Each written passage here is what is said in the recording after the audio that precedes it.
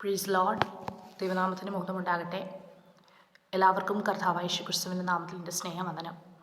ദൈവത്തിൻ്റെ വചനം പഠിക്കുമ്പോൾ നമുക്ക് മനസ്സിലാക്കിയെടുക്കാൻ കഴിയുന്ന ഒരു വിഷയം, കർത്താവ് എപ്പോഴും നമ്മുടെ വിഷയത്തിൽ മൗനമായിരിക്കുന്നില്ല. ചില സമയങ്ങളിലൊക്കെ ദൈവം മൗനമായിരിക്കുന്നു എന്ന് നമുക്ക് തോന്നുന്നുണ്ടെങ്കിൽ അതിൻ്റെ പുറകിൽ കർത്താവിനൊരു ഉദ്ദേശമുണ്ട്.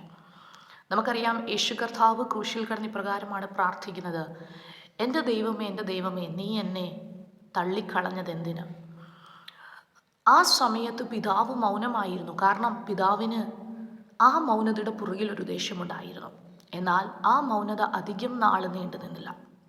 പ്രിയപ്പെട്ടവരെ, നമ്മുടെ ജീവിതത്തിൽ പ്രതികൂലം വരുമ്പോൾ, പ്രതിസന്ധികൾ വരുമ്പോൾ ചിലപ്പോഴൊക്കെ നമുക്ക് തോന്നാറുണ്ട്, കർത്താവ് എൻ്റെ വിഷയത്തിൽ എന്താണ് മൗനമായിരിക്കുന്നത്, ദൈവം എന്താണ് എനിക്ക് വേണ്ടി പ്രവർത്തിക്കാത്തതെന്ന്.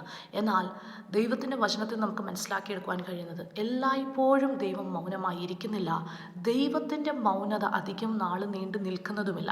യെശയ്യാ പ്രവാചകൻ്റെ പുസ്തകം 54-ാം അധ്യായം അതിൻ്റെ 7ഉം 8ഉം വാക്യങ്ങളിലേക്ക് നമ്മൾ വരുമ്പോൾ അവിടെ നമുക്ക് ഇപ്രകാരമാണ് കാണുവാൻ കഴിയുന്നത്: അല്പനേരത്തേക്ക് മാത്രം ഞാൻ നിന്നെ ഉപേക്ഷിച്ചു, എങ്കിലും മഹാകരുണയോടെ ഞാൻ നിന്നെ ചേർത്തുകൊള്ളും. ക്രോധാധിക്യത്തിൽ ഞാൻ ക്ഷണനേരത്തേക്ക് എൻ്റെ മുഖം നിനക്ക് മറച്ചു, എങ്കിലും നിത്യതയോടെ ഞാൻ നിന്നോട് കരുണ കാണിക്കും എന്ന് നിൻ്റെ വീണ്ടെടുപ്പുകാരനായ യഹോവ അരുളി ചെയ്യുന്നു. നോക്കിക്കേ, അവിടെ ദൈവം പറയുകയാണ്, അല്പനേരത്തേക്കാണ് ഞാൻ മൗനമായി ഇരുന്നത്, അല്പനേരത്തേക്കാണ് ഞാൻ എൻ്റെ മുഖം മറച്ചത്, എങ്കിലും മഹാകരുണയോടെ. അതേ പ്രിയരെ, നമ്മുടെ ദൈവം മഹാകരുണയുള്ള കർത്താവാണ്. കർത്താവ് നമ്മുടെ വിഷയത്തിൽ കരുണ കാണിക്കും. സ്തോത്രം. സങ്കീർത്തനത്തിൽ നമുക്ക് ഇപ്രകാരമാണ് കാണുവാൻ കഴിയുന്നത്: സന്ധ്യയെങ്കിൽ കരച്ചിൽ വന്ന് രാപാർക്കും, എങ്കിലും ഉഷസ്സിലോ ആനന്ദഘോഷം ഉണ്ടാകും.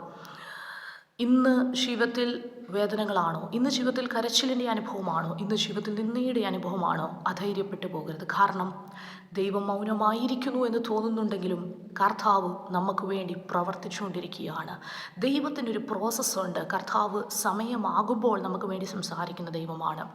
യെശയ്യാ പ്രവാചകൻ്റെ പുസ്തകം അതിൻ്റെ 30-ാം അധ്യായത്തിലേക്ക് നമുക്ക് കടന്നു വരുമ്പോൾ അവിടെ നമുക്ക് ഇപ്രകാരം കാണുവാൻ കഴിയുന്നുണ്ട്: നിൻ്റെ ഉപദേഷ്ടാവ് നിനക്ക് മറഞ്ഞിരിക്കുന്നില്ല.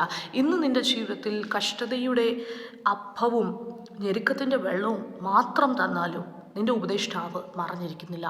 നിൻ്റെ കണ്ണ് നിൻ്റെ ഉപദേഷ്ടാവിനെ കണ്ടുകൊണ്ടിരിക്കും. അതേ പ്രിയരെ, കർത്താവിൽ വിശ്വസിക്കുക.